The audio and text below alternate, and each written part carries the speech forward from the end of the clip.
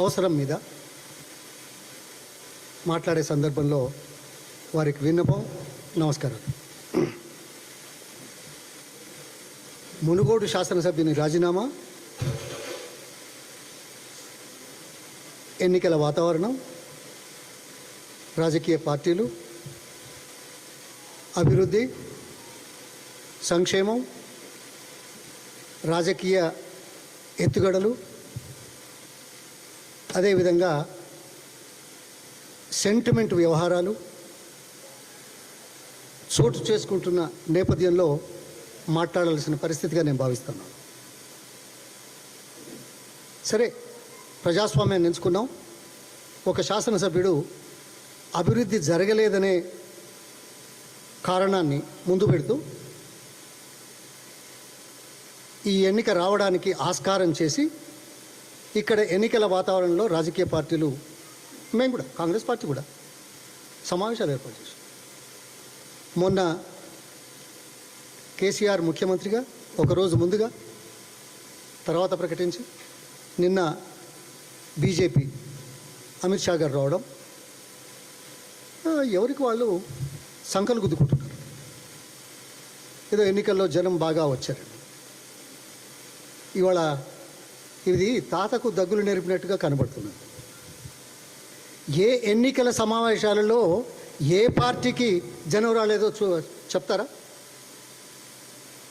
1%, 2% రాష్ట్ర వ్యాప్తంగా కూడా మద్దతు లేని రాజకీయ పార్టీల ఎన్నికల సమావేశాలు ఏమైనా ఫెయిల్ అయినాయా? కాదు కదా. జనం ఏ పార్టీ ఏం చెప్తుంది, ఏ అభ్యర్థి ఎవరుంటారు అనే ఉత్సాహం, కుతూహలం, పార్టీ సిద్ధాంతం, తర్వాత హామీలు, నెరవేర్చిన విధానాలు, భవిష్యత్తులో కావాల్సిన విషయాల మీద ఉత్సాహం ఉంటుంది. వస్తారు. ఎలా వస్తారో అందరికీ తెలుసు. కానీ ఏ పార్టీ అయినా ఎన్నికల మీటింగ్ సమావేశాలకు జనం రాలేదనుకుంటే పొరపాటు. ఇది మొదట గుర్తించాల్సిన అవసరం. సంకలు గుద్దుకుంటే జరిగేది కాదు. ఇక రెండవది, నిన్న మొదలు బీజేపీ గారి లేటెస్ట్ మీటింగ్ బీజేపీ వాళ్ళది కాబట్టి దాని గురించి మాట్లాడిన తర్వాత కేసీఆర్ గారి సమావేశం మీద మాట్లాడారు. అమిత్ షా గారు వచ్చారు. హైదరాబాదుకు ఎప్పుడు వచ్చినా, ఏ ఎన్నికకైనా, ఏ ఎలక్షన్కైనా వచ్చినప్పుడు ఏం చేస్తాడయ్యా? గతంలో 2 సార్లు గ్రేటర్ హైదరాబాదు ఎన్నికల్లో వచ్చి అక్కడ చార్మినార్లో అక్కడ పోయి దేవాలయానికి పోయి మొక్కాడు.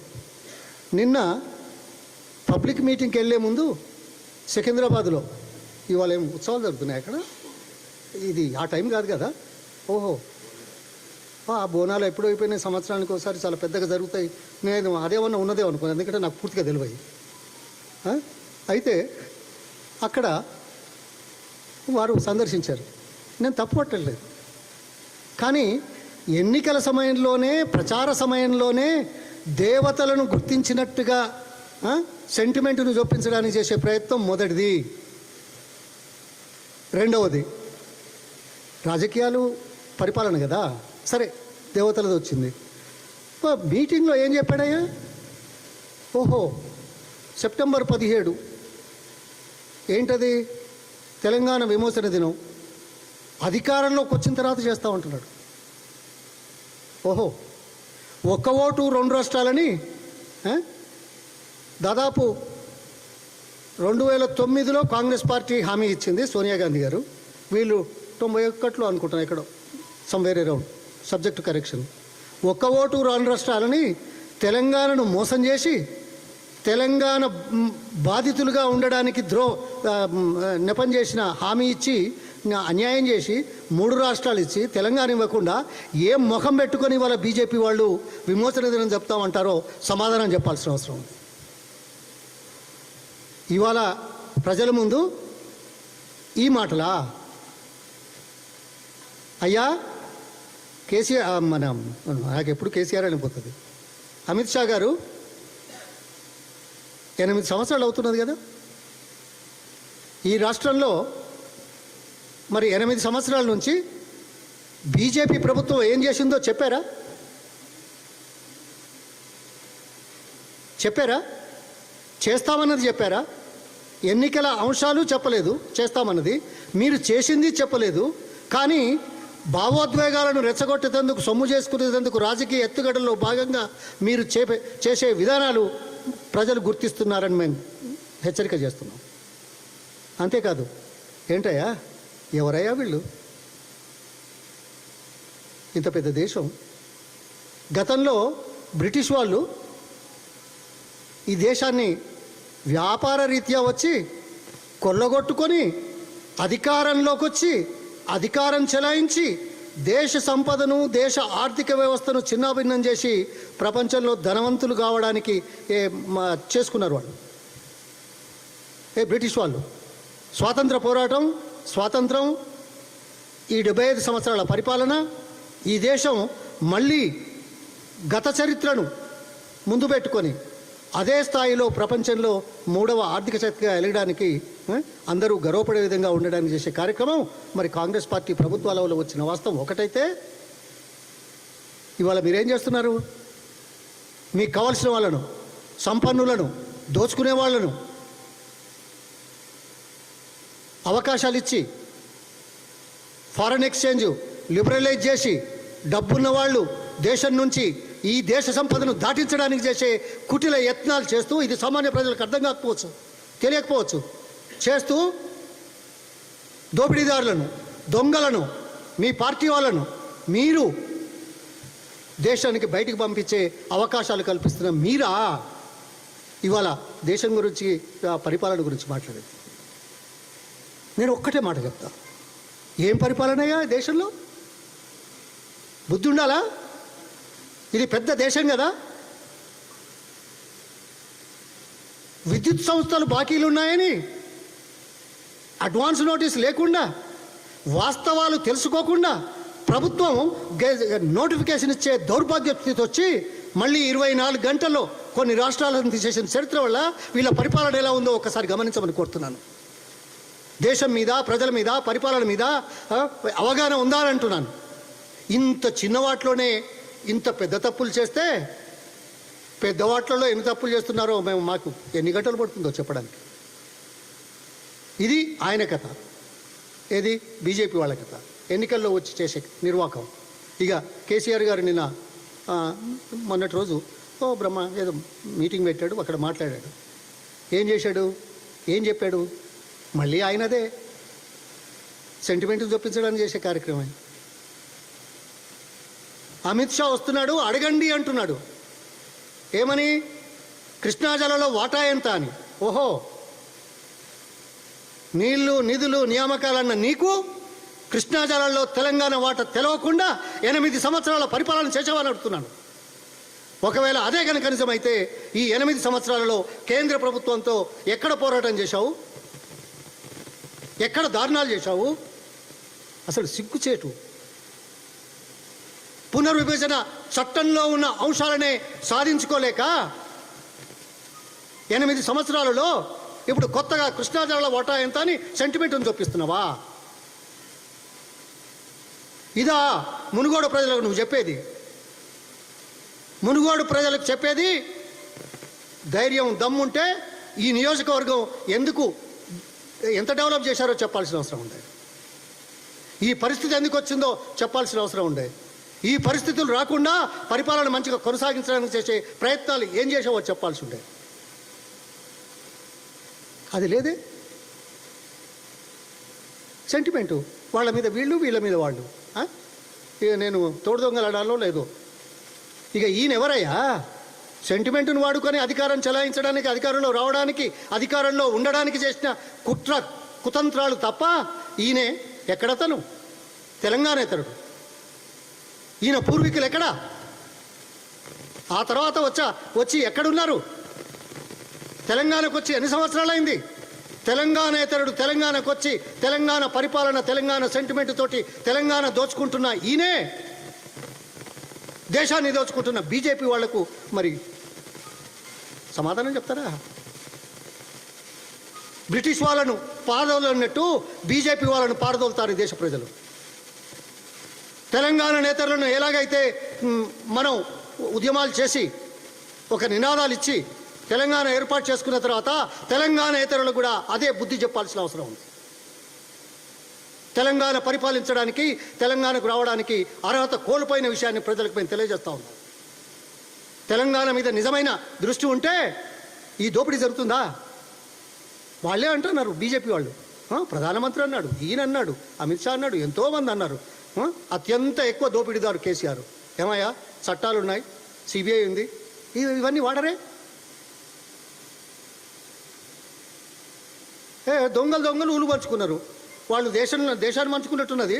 ఇవరిదాకా ఈయన సపోర్ట్ చేసిండు. మోడీ గారు వస్తే సాష్టాంగ తల వంచి హమే కుచ్ నహీ చాహియే, ప్యార్ చాహియే అన్న సిగ్గుమాలిన ముఖ్యమంత్రి ఈ దేశంలో ఎవరైనా ఉన్నారు అంటే, పునర్విభజన చట్టంలోని అంశాల గురించి ప్రస్తావన లేకుండా, నీతి ఆయోగ్ సమావేశాలకు వెళ్లకుండా, నీటిపారుదల విషయంలో కేంద్ర ప్రభుత్వం మొట్టమొదటిసారిగా గెజిట్ నోటిఫికేషన్ ఇచ్చిన దౌర్భాగ్య పరిస్థితులు తీసుకొచ్చిన కేసీఆర్ సమావేశంలో ఏం మాట్లాడాలి? దురదృష్టం.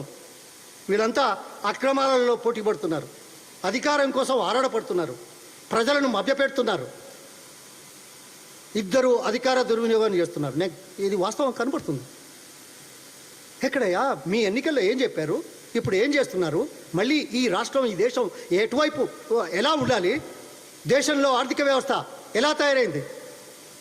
బ్రిటిష్ వాళ్ళు పరిపాలించినప్పుడు పోయినట్టుగా ఆర్థిక వ్యవస్థ కుదేలవుతున్నది. రాష్ట్రంలో అదే పరిస్థితి. అత్యంత ఎక్కువ అప్పులు. ఆయనదేం పోయింది? ఆయన తెలంగాణైనా ఉన్నన్ని రోజులు ఉంటాడు. కౌరవులు పరిపాలించారు. ఇక భక్తులు ఈయన యజ్ఞాలు చేశాడు పెద్దగా, 10,000 మందితో ఏదో. ఎవరు? మన రావణాసురులాగా అత్యంత శివభక్తుడు ప్రపంచంలో, విశ్వంలో ఆయనే కదా. ఈ రెండు మాటలు పదే ఎందుకు చెప్తున్నానంటే, చరిత్రలో జరుగుతుంటాయి. మంచికి చెడుకు పోరాటం ఉంది, మంచికి చెడుకు సమయం పడుతున్నది. అంత మాత్రం చేత మంచి మంచిగానే మిగులుతుంది, చెడు చెడుగానే మిగిలిపోతుంది చరిత్రలో అనే విషయాన్ని తెలుసుకోవాల్సిన అవసరం ఉంది. అదేవిధంగా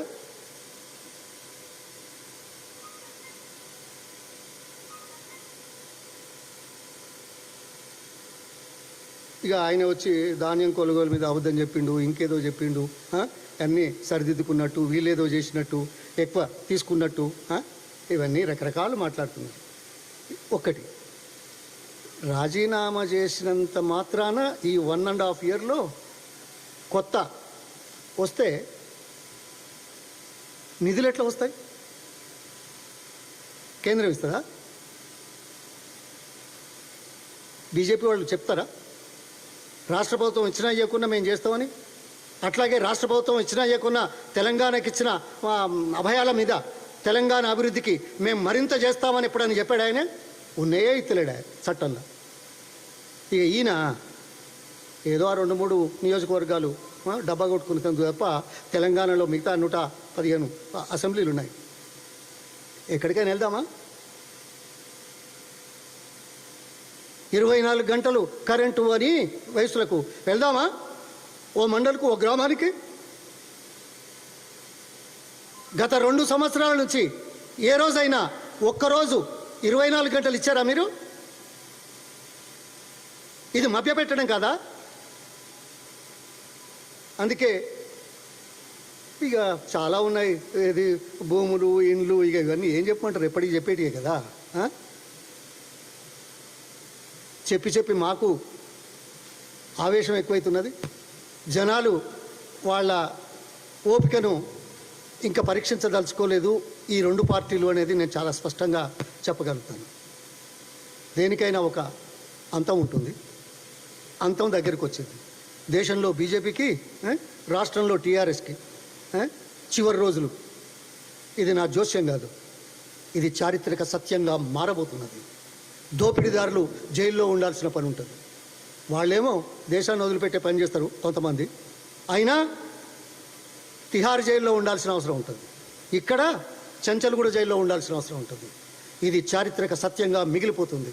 అందుకే వాస్తవాలు, రాజకీయాలు, పరిపాలన, ప్రభుత్వం, ప్రజలు వీటి మీద ఆలోచించని రాజకీయ పార్టీలు ఏదో పొద్దు గడిపేందుకు చేసే కార్యక్రమాలు, బురదలో రాయేసి దాటే కార్యక్రమాలు ప్రజలు ఇంకా విశ్వసించరు అనే విషయాన్ని తెలియజేస్తా ఉన్నాను. ధన్యవాదాలు.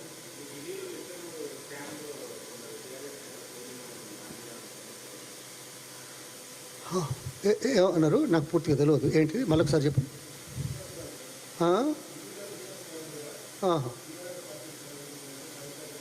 ఓహో ఓహో ఓహో అట్లనా? ఐసి ఓకే, అదే వెరీ గుడ్ న్యూస్. నేను కాదనా, కానీ ఎప్పుడు వచ్చిందే ఇది? ఈయనేమో అమిత్ షా వస్తున్నాడు అని ఏదో గొప్పగా జోరుగా మాట్లాడినాడు. ఆయనే ఈయన గురించి మాట్లాడకుండా ఈయన మాట్లాడుతున్న సందర్భంలో అక్కడ వాళ్ళ ఎంపీ గారు కొత్తగా నిన్ననే తెలిసింది, నేను పొద్దుగాల తెలిసింది, అంతకుముందు లేదు. నేనేం వీళ్ళని డిఫెండ్ చేస్తలేను. నేను మొదలే చెప్పిన ఏది చంచల్ కూడా చేయలేదు. నేను మొదటి నుంచి మాట్లాడుతున్నా. ఇవ్వాలనా కేంద్ర ప్రభుత్వంలో ఉండి స్వతంత్ర ప్రతిపత్తి కలిగిన సంస్థలున్నా, స్వతంత్రత లేకుండా చేసి ఇవాళ మీరు దాడులు చేస్తున్నారు కదా. మరి ఈ దాడులు మీరే అన్నారు కదా, కేసీఆర్ అత్యంత అవినీతిపరుడని. ఎవరు? సాక్షాత్తు ప్రధానమంత్రి, సాక్షాత్తు హోమ్ మినిస్టర్. ఏం చేశారాయా? ఇవాళ ఏదో ఒక ఎంపీ గారు ఏదో మాట్లాడినరు, గీ స్కీమ్, గీ కోణం, గా కోణం. ఎన్ని కోణాలు ఉన్నాయి, ఎన్ని కుంభకోణాలు. దాని మీద స్పందించడానికి చట్టం తన పని చేసుకోవాలి కదా. వాళ్ళ మీద వచ్చినందుకు నేను సంతోషపడాలి, లేకుంటే ఇంకేదన్నా అనాలా? చట్టం పని అదే అంటున్నా. మొత్తం కేసీఆర్ మీద కూడా పెట్టండి. మీరు అన్న పనికి సమాధానం చెప్పండి, ప్రజలకు క్షమాపణ చెప్పి ఇంతవరకు తీసుకోలేదు ఇప్పుడు పెడుతున్నామని చెప్పమానండి. అంతకంటే మేమంటాం. ఇగో ఎవరేం మాట్లాడింది మనకు సందర్భం. నేను దొంగ అంటాడా?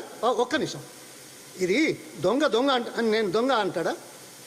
ఎప్పుడైనా జరుగుతుందా? అందుకోసం ఆ ప్రస్తావన మన స్థాయి లోపల అవసరమా? దానికి సమాధానం నా ద్వారా కావాలా? సారీ,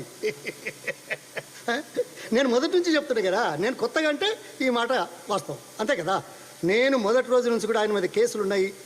ఇప్పుడు విద్యుత్ కొనుగోలు, విద్యుత్ ప్లాంట్ల నిర్మాణం, మిషన్ కాకతీయ, మిషన్ భగీరథ. పోదామా మిషన్ భగీరథ? ఎవరికైనా ఏ ఊళ్ళోనైనా నీళ్ళు తాగుతున్నారా? సిగ్గుచాటు కాదు. దీంట్లో ఎంత కుంభకోణం ఉంది.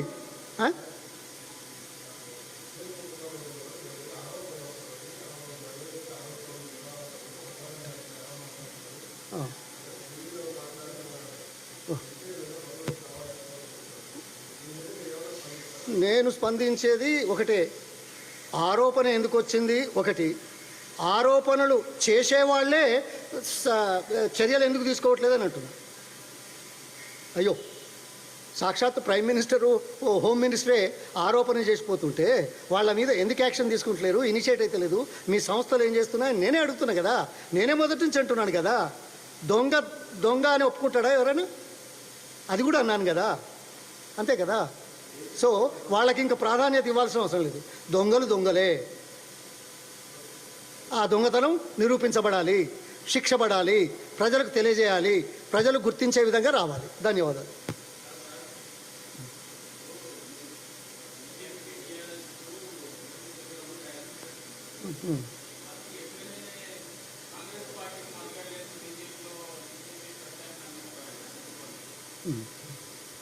ఇప్పుడు ఒక వ్యక్తి ఆలోచనలకును రాజకీయ పార్టీల ఆలోచనలకు ముడిపెడితే ఎట్లాగా?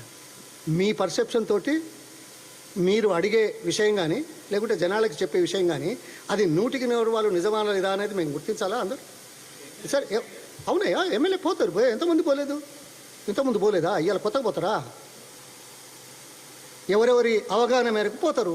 పోయినంత మాత్రాన ఒక దేశంలో జాతీయ పార్టీ కానీ లేకపోతే వేరే పార్టీ కానీ అయిపోయిందని అంటారా?